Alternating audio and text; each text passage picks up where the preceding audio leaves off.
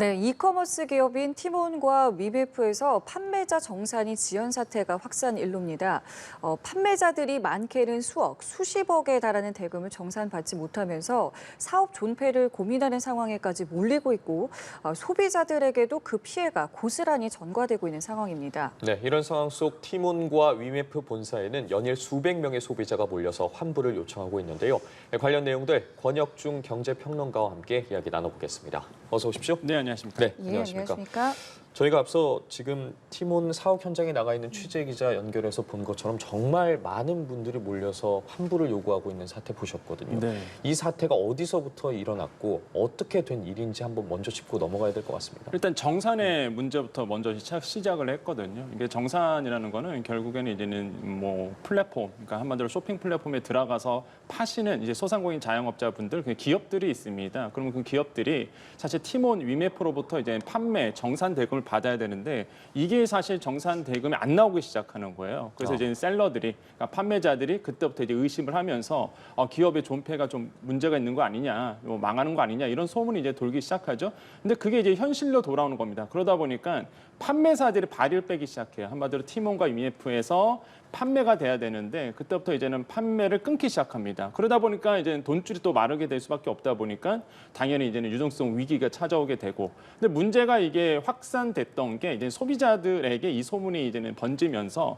왜냐하면 사실 이제 가장 먼저 시작했던 거는 여행업계였거든요. 예. 당장 이제는 뭐 여행을 가셔야 되는 분들인데 이제 아까 이제 그래프에서 나왔지만 구조 자체가 판매자들이 티몬 위메프에서 물건을 팔았는데요. 네. 여행 상품을 팔았습니다.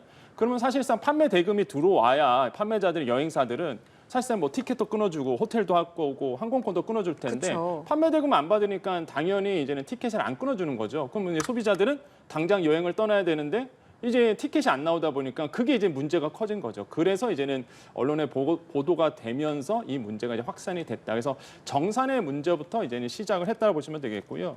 지금 이제는 두 가지 측면입니다. 소비자의 손해 측면도 있고요. 그다음에 네. 판매자의 손해 측면, 이 두 가지로 나눠볼 수 있겠는데 소비자 같은 경우에는 이제 티몬과 위메프를 쓰시는 분들이 869만 명 정도 되거든요. 굉장히 많죠. 그다음에 판매사들도, 그러니까 티몬과 위메프 안에서 판매사들도 6만 개사가 됩니다. 그 정도로 사실상 이제 많은 분들이 참여하고 있는 플랫폼에서 이제 문제가 생겼다라고 이제 생각을 해보겠습니다.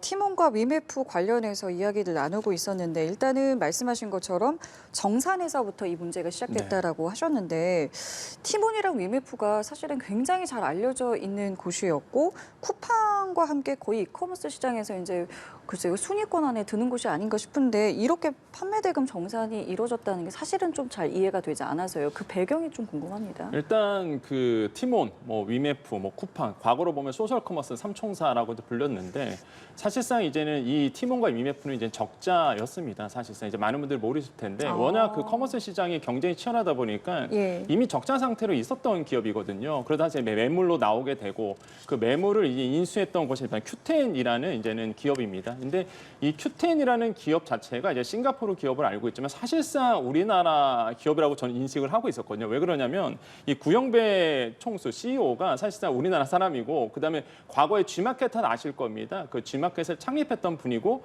이거를 훌륭하게 매각을 하셨던 분이에요. 그래서 출구 전략을 잘 짜서 이제 이베이 코리아 쪽에다가 넘긴 거죠. 그래서 이제는 싱가포르에 가서 사실상 만든 회사가 이제 Q10이라는 이제 기업이고 이 Q10이 문어발식 확장을 하면서 적자 기업에 있었던 티몬과 위네프를 이제 인수하게 됩니다. 그러면서 이제 사실상 이제 꾸려나가게 되는데 여기서 사실 이제는 적자 기업이고 무엇보다 시커머스의 공격이 굉장히 무서웠거든요. 그러니까 아시겠지만 알테시라고 보통 얘기하죠. 알리익스프레스라든지 테무가 우리나라에 들어오면서 더더욱 적자가 이제 심해야 되는 거예요. 가뜩이나 적자인데 더 경쟁이 치열하면서 적자 폭이 커지면서 예. 여기서 이제는 유동성 위기가 이제 찾아왔다고 보시면 됩니다. 그래서 사실상 어려운 기업임에도 불구하고 인수를 했었는데 그래서 여기서 탈이 되고 지금 보시면 아시겠지만 월간 활성 이용자 수를 본다 그러면 뭐 티몬과 위메프 437만 명 정도 되거든요. 그러니까 굉장히 많아요. 사실 많은데 그럼에도 불구하고 이제는 시커머스가 워낙 공격적으로 나오다 보니까 계속 점유율이 떨어졌었거든요. 그래서 지금 보시면은 이제는 알리익스프레스, 테무보다 더 밑에 있습니다. 그래서 네네.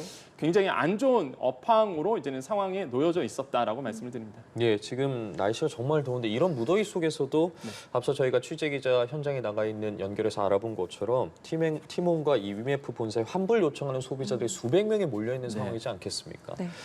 지금 이 피해 규모도 정말 엄청나게 크다고 하는데 뭐 위메프 같은 경우에는 어쨌든 판매자보다 이 소비자를 우선으로 환불을 해주고 있고 티몬 같은 경우에도 오늘 새벽부터 좀 환불을 시작했다고 하더라고요. 네. 이 파장이 정말 어디까지 갈지 궁금해집니다. 그러니까 저는 좀 안타까운 게 지금 많은 분들이 이제 뉴스에 보도되면은 이제는 소비자들이 이제 가서 환불을 요청을 해서 환불을 해주고 있다 이렇게 보도가 되는데 예. 전 더 걱정스러운 게 판매자들이거든요. 음. 그러니까 소비자들은 사실상 어떤 부분에서 이제 환불이 되고 있냐 그러면 내가 이제는 티몬 위메프에서 주문한 것들에 대해서 이제 취소 요청을 한 거고 그거에 대해서 이제 환불 요청을 해서 수기로 작성하거나 아니면 QR 코드로 해서 순차적으로 이제는 환불을 받고 있는 상황인데 사실상 제가 봤을 때 큰 피해 규모 중에서 저는 굉장히 작은 일부라고 봐요. 그 부분은. 네. 오히려 더 많은 피해액은 제가 봤을 때는 이제 매출 채권을 가지고 있는 판매자들이라고 보시면 됩니다.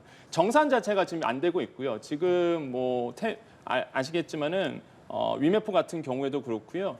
지금 티몬도 마찬가지고 1순위 피해 구제를 소비자 중심으로 잡고 있거든요. 그러니까 2순위는 사실상 판매자들인데 판매자들에 대한 구제책은 아직 나오지 않은 상태고 그리고 저는 또 한 가지 가장 지금 걸리는 문제가 티몬 캐시 같은 한마디로 선불 충전금이라고 보거든요. 그러니까 아시겠지만은 티몬이 굉장히 그 선불 충전금을 많이 팔았습니다. 그리고 뭐 언론에서 보도됐는지 모르겠지만 메모 하나가 발견이 됐었고요. 그다음에 뭐 커뮤니티에서 보면은 그 임직원들이 회의감에 많이 빠졌다고 해요. 아니면 자기가 열심히 일해서 프로모션을 했는데 그 프로모션이 사실상 이제 현금 창출을 위해서 이런 티몬 캐시를 많이 팔았거든요. 그러니까 10% 할인해서 티몬 캐시를 팔고 그럼 그 티몬 캐시 가지고 상품권도 사고 물건도 사고 그런 건데 이게 사실상 선수금입니다.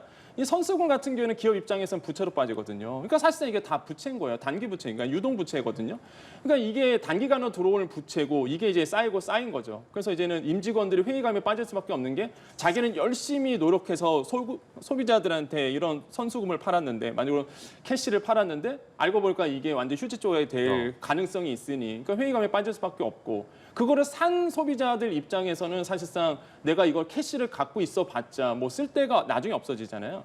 그러다 보니까 지금 막 환불 요청이 들어가는 거고 그러다 보니까 이게 악순환이 계속 빠지는 거거든요. 그래서 저는 지금 문제가 되고 있는 이런 뭐 티몬 캐시 같은 이런 선수금 문제, 선불 충전금도 손을 봐야 되는 문제라고 저는 좀 생각을 해보겠고 예. 그다음에 이제 상품권 문제도 지금 일어나고 있거든요. 그러니까 뭐 머지 포인트 제2의 머지 포인트다라고 예. 말할 정도로 이런 상품권도 많이 팔았어요. 사실 또 티몬에서 가격을요 엄청 싸게 팔았습니다. 이게 모 상품권 5만 원짜리를 46,250원에 팔았거든요.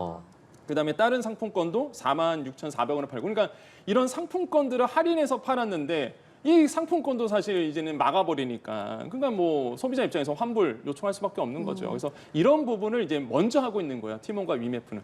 근데 여기서 눈에 보이지 않는 거 판매자들, 판매 대금을 못 받은 이 판매자들은 어떻게 하냐는 거죠. 줄도산이 일어날 겁니다. 왜냐하면 판매자들도요 물건을 어디서 갖고 와서 파는 거거든요. 그렇죠. 그러면 이분이 정산을 못 받으면 이분도 다른 사람에게 정산을 못 해주잖아요.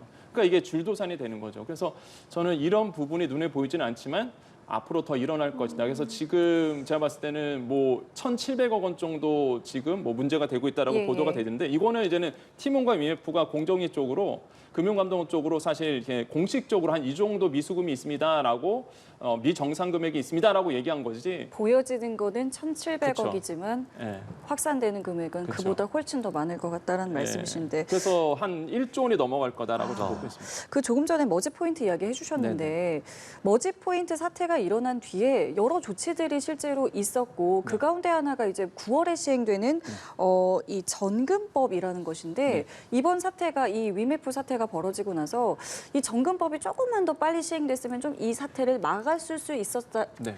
있지 않았겠느냐 맞아요. 이제 이런 얘기들이 있던데 이건 어떤 것이고 이게 왜 이제 됐을까요? 그러니까 전금법 같은 경우는 이제 머지 포인트 이후에 이제는 법안이 발의가 된 건데 그게 예. 어떤 핵심은 뭐냐면 일단 선불 충전금이잖아요. 그쵸. 그럼 그 돈을 누가 갖고 있냐가 되게 중요합니다. 뭐 기업에서 선불 충전금을 팔았어요. 캐시 같은 걸 팔았습니다.